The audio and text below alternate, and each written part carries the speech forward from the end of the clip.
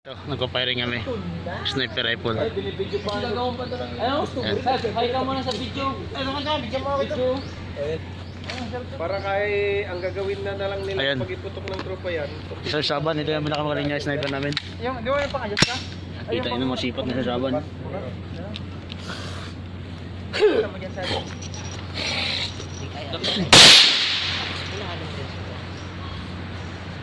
Ang target. Ay, pasok.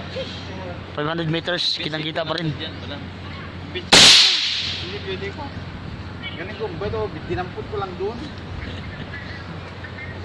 Kaya pala yung makatama ng una. Ang talaga natin nasa Palawan. Wala, di makatama pa. Ayan. May nilip. Wala, di matamaan.